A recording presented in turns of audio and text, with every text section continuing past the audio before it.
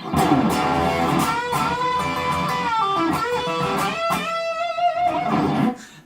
everyone and welcome to the next Complete Rock Guitar Beginners Series lesson.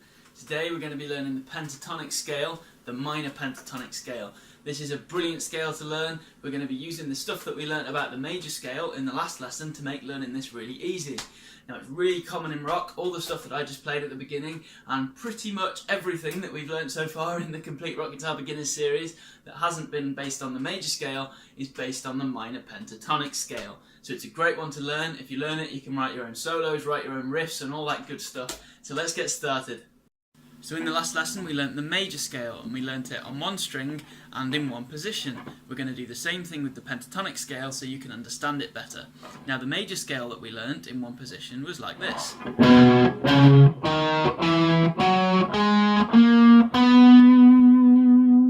So I'm in B here, so the root note is on the 7th fret of the low E string. Now, the intervals in the major scale were like this. We had a major second, a major third, the perfect fourth, the perfect fifth, the major sixth, and the major seventh. Now, we can use these to form the intervals from the minor pentatonic scale. So, in the minor pentatonic scale, it's called a pentatonic scale because penta means 5. So, we've got 5 notes, and that's including the root note. So, we have the root note and we have the minor third, the perfect fourth and the perfect fifth, so both of those two are just the same as in the major scale, and then we've got a minor seventh. So what's a minor interval? Well, if you want to make the minor interval, all you have to do is take the major interval and then drop it down by 1 fret. So if we take a major third, for example, that normally goes like this. So if we go up just on one string, it's a number. So it's 1, and it's 4 frets up, and that's a major third. And that's the same. So if we take this major third down a fret and make it just a distance of 1, 2, 3 frets like this, then that's a minor third now. So take the major interval, drop it down 1 fret, and that's the minor interval. So we can do this with all of the major intervals in the major scale, but we'll keep it nice and simple first and just do the ones we need for the minor pentatonic scale. So we've got our minor third, and then we play the perfect fourth, which is the same as it was in the major scale, and then we play the perfect fifth, like that. That's our power chord shape, remember? And then we go to the flat 7. Now that's also called a minor 7, okay? So the minor 7, if we take our major 7 interval, which was like this. So in this key I'm playing the 7th fret on the low E string, which is a B note, and then I'm playing the 8th fret on the D string. Now that's a major 7, so if we want to make it into a minor 7, what do we do? Well, we just move it down 1 fret. So now that's the minor 7 interval. Just like that. So the 7th fret on the low E string and the 7th fret as well on the D string. And that distance is a minor 7. Now if you lay that out on one string, that turns out to be a distance of 10 frets, okay? So that means so far we've got root, minor third, perfect fourth, perfect fifth, minor 7, and then we're back to the root again, just like this.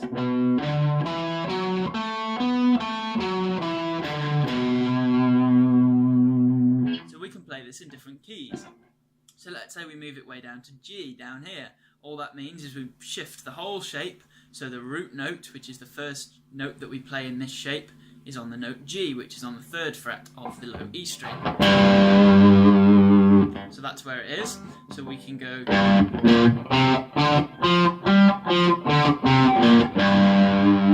we can move it around to any number of keys. So here's what that shape looks like in tab. Right then, and now it's time to learn the shape on one string. Now, if you learnt the stuff in the very first Complete Rock Guitar Beginners series lesson, then you already know the shape, because it was the ending of the song that we played. So, in the ending of the song, we went...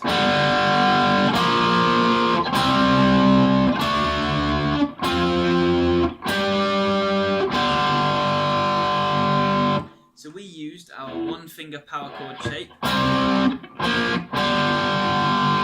which means that the highest note in the shape, which is on the G string, is our root of that power chord, and then the note on the string directly below it, below in pitch, which is on the D string in this example, is the perfect fifth. So we've got the root and the perfect fifth. Okay, so if we just play this just on one string, just with the root notes of those power chords,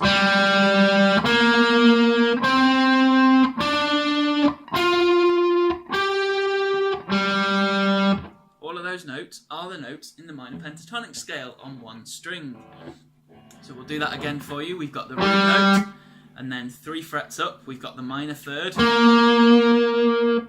and then 5 frets up, we've got the perfect fourth, 7 frets up, we've got the perfect fifth, 10 frets up, we've got the minor seventh, and then 12 frets up, we've just got the octave, which is the root note again. So 1, minor third, perfect fourth, perfect fifth, and minor seventh. Now, a minor interval can also be called a flat interval. So a minor third can also be called a flat third. Now, if you remember when we were doing the notes on the fretboard, any note, say I take this note G on the low E string here, if we play a G flat, that just means we go down 1 fret. And it's the same thing with the intervals. So if we've got a major third, just like we had in our major scale, then a flat third is just 1 fret lower. And we also call that a minor third. So a flat third and a minor third are both the same thing, and that applies with all the intervals. Whether you call an interval a minor interval or a flat interval, it just means the same thing. Now, here's what that shape on one string looks like in tab. Now, remember how the same scale shape on one string repeats in the next octave? So we can start here again and go root, and then minor third, perfect fourth, and so on. Now, we can also repeat the scale shape in the next octave when we play it in one position. So here's our, we're in A for example, here's our root note, and then let's say we want to play the minor pentatonic scale in that position.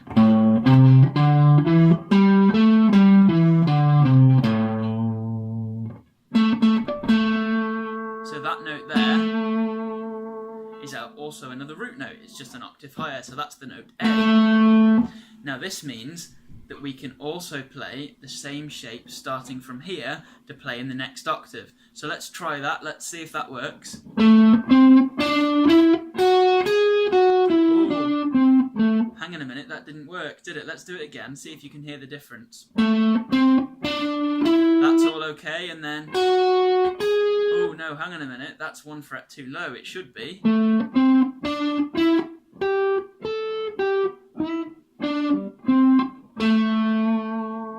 And that sounds much better, but why is that? Well, I'll go into it in a moment, but I'll just talk about which frets I'm on first. So I'm on the 7th fret of the D string, which is an A note, so that's our root note. And then the flat third is 3 frets higher, remember? So that's here, on the 10th fret of the D string. And then I go up to the perfect fourth, which is on the 7th fret of the G string. And then the perfect fifth here, on the 9th fret. And then we did try and play the same shape on the next string, just as we did here, where the flat 7 and the root were directly below the perfect fourth and the perfect fifth. But here that didn't work, so we had to move up a fret. So that means that our flat 7 is here, on the 8th fret of the B string, and our root note is on the 10th fret of the B string. But why do we have to change the shape when we get to the B string? Why is it? Well, the guitar is tuned in fourths. So what do I mean by this? Well, say we're in the key of E. So that's our low E note, that's an E. So if that's our root note, then that means the next string, A, well that's a perfect fourth above E, because it's 5 frets above. There's the note A, 5 frets above E, and that's the same note as the next string. So there's a distance of a perfect fourth between those two strings, and the same applies for the next strings. So we've got the note A, and then between A and D is another perfect fourth. So we go up 5 frets. Oh, that's where D is. So that means the guitar, between each string, there's a distance of 5 frets, which is an interval of a perfect fourth. Now, it's not always like that, because we do the same with the D and the G string. They're a perfect fourth apart. But then between the G and the B string, that's not a perfect fourth. That's only a major third. So instead of those strings being 5 frets apart, they're only 4 frets apart. So on the 4th fret of the G string is the same note as the open B string. Whereas on the other strings, it's the 5th fret of that string is the same pitch as the next string. So the 5th fret on the A string, for example, is the same pitch as the open D string. But now we're on the G and the B strings. The 4th fret of the G string is the same pitch as the open B string. So this means that when we're playing a scale shape across those two strings, when we go from the G string to the B string, we need to move everything up a fret to keep the notes in tune, because otherwise they'll all be 1 fret too low. Because the B string really is tuned 1 fret lower compared to the G string than all the other frets are, than all the other strings are. So the other strings are tuned to the same pitch that's on the 5th fret of the string below, but now the B string is tuned to the same pitch as the 4th fret on the G string. So that's why we need to move everything up 1 fret when we get to the B string. So if we go back to our example with the A minor pentatonic scale, where we've got this note A on the 5th note of the low E string, and then we go minor 3rd, perfect 4th, perfect 5th, minor 7th, and then the root. Now if we start from this root again, we can go root, perfect minor 3rd, perfect 4th, perfect 5th, and then okay. Normally we'd just carry on this next string on these same frets, just like we did here. We were on the 5th and 7th frets, and then we went to the minor 3rd and the root, and they were on the next string down, but on the same frets. But this time, when we move to this next string, because we're going from the G string to the B string, we've got to move everything up a fret because of the difference in tuning. So that means we go 7th fret on the D string, 10th fret on the D string, 7th fret on the G string, 9th fret on the G string, and then normally we'd go 7 and 9 again on the B string, but because of this difference in tuning, we have to move up to the 8th fret and the 10th fret on the B string. So we get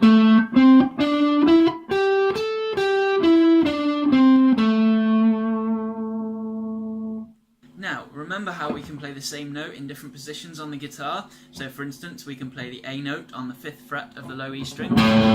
That's also the same as the open A string, which is the 5th string. Well, we can use this to our advantage. So instead of having to go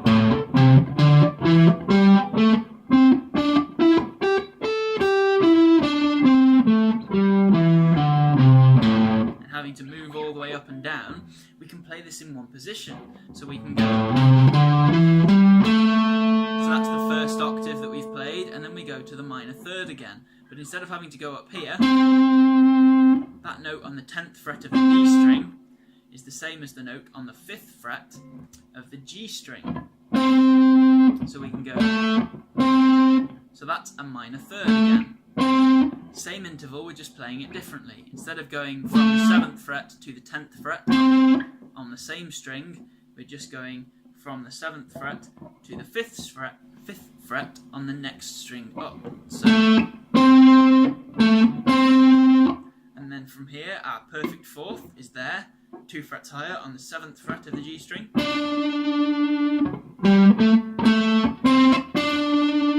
And then our perfect 5th normally was there, but that note is the same as the 5th fret on the B string, so it's there.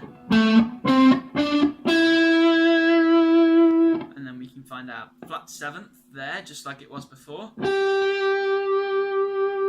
And then instead of playing the next octave, the next A note here, on the 10th fret of the B string, we can play that A note on the 5th fret of the E string again. So that means we get this.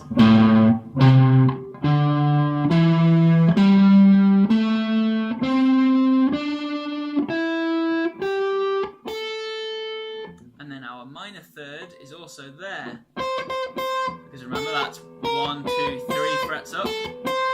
So we can play another minor third there if we want. So this is the shape that we've got in 2 octaves in 1 position. So we can cover more of the scale without having to move around. So here's what it looks like in tab.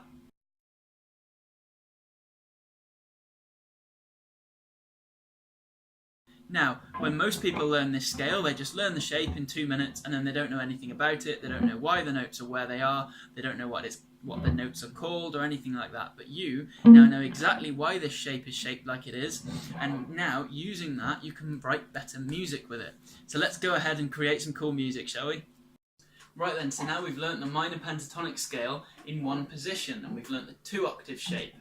So this is a quick recap of it, and I'll say the intervals out loud as I play them, because learning where the intervals are in this shape is really important.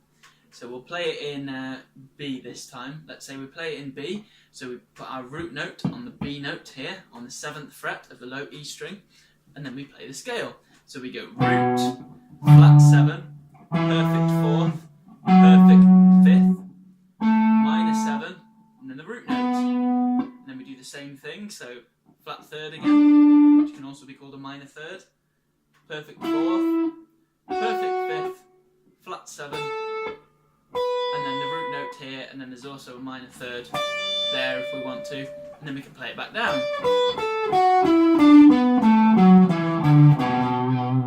So get used to that shape, get used to using it, and then we can use it to make some really cool music. Now, one of the most fun things to do with this scale is learn to improvise solos. So you can write your own solos, and you can even write them on the spot, so you're coming up with all the cool licks just as you play, just by using this scale. Because all of the notes in this scale will work if you're in a minor key. So if you're playing something that's in, say, G minor, which was what our first riff was in from the beginner rock guitar lesson,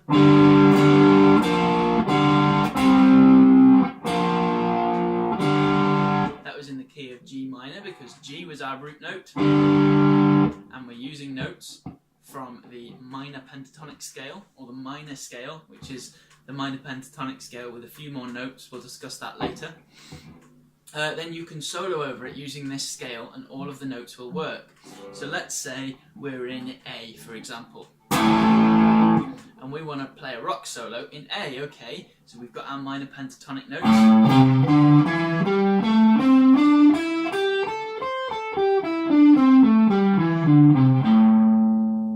Okay, so that means you can use any of those notes when you're playing a solo in A.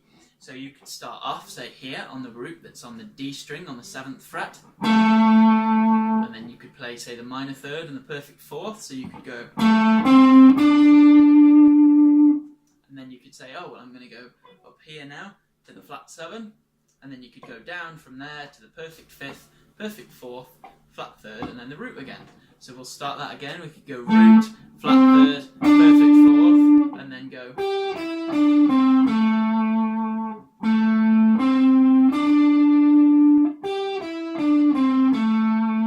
So I'm starting on the 7th fret of the D string, which is an A note, that's our root, and then going up to the flat 3rd on the 5th fret of the G string, and then going up to the 7th fret of the G string, which is our perfect 4th, and then going up to here, which is the perfect 5th on the 5th fret of the B string, and then going up to the 7th fret, 8th fret of the B string, which is a flat 7.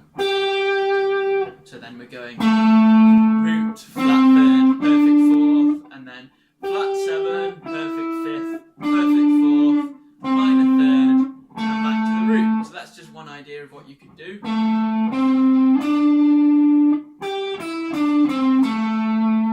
And there are so many you could use. You can use literally any note in this scale. Now, in the description below, there's a link to a load of backing tracks, a big massive list of backing tracks. There's some cool advice on how to use them as well in that article, but really it's dead simple. Pick a backing track that's in a particular key, so pick one that's in a minor key for now, in a style that you like, and then look at what key it is. So if it's in, say, G minor, and the list has got all the keys of the backing tracks with it, then you can say, okay, well if it's in G minor, then that means I take my G minor pentatonic scale, so I put the root note on G, which is here,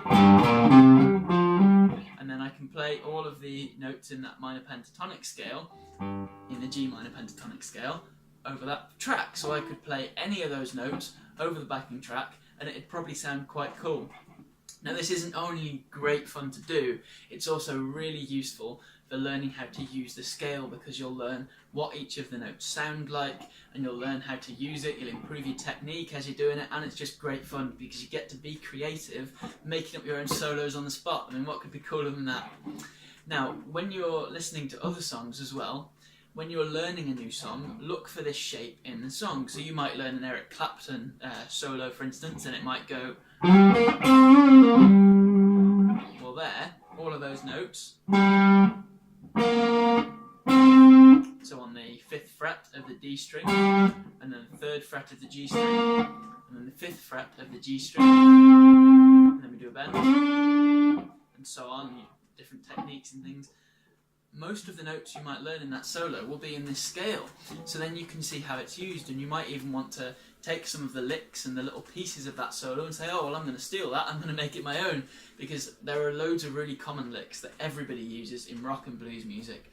So if you hear something that you like in a song, then feel free to start adding it to your own solos. Obviously don't copy everything note for note, but it's nice to do that just to get a bit of inspiration for your own ideas. Okay then guys, so as a recap, this lesson we've learnt the minor pentatonic scale on one string, and we've learnt all the intervals in it, and then we learnt it in one position, in one octave, and then we learnt how to transfer it to all of the strings and play 2 octaves in one position, and we learnt what the tuning on the strings is, so we learnt why we have to move up 1 fret when we go between the G and the B strings, and you also learnt the very basics of how to start learning to play solos with the minor pentatonic scale. Now, just as we did with the major scale, you can use the minor pentatonic scale to play riffs. So most of the riffs that we've learnt so far in this series use that scale. So if you go back to the other previous lessons, or if you remember how to play them, then look at the riffs and think, okay, well, what key am I in? What's the note that sounds rested and sounds finished? What's the note at the end of the riff or song? And then say, okay, well, that's the key I'm in. So now, all of these notes must come from the minor pentatonic scale. So see if you can lay out the intervals on one string and lay them out in one position and figure out where all the intervals are and how they're used in the song. So once you've done that, then you should have a really good grasp on this scale, and there's so much you can do with it. So have fun with it. Don't forget to subscribe, like, share, all that kind of thing. The tabs and diagrams and everything are in the link below, as always. So I hope you've enjoyed this lesson, and hopefully we'll see you in the next one.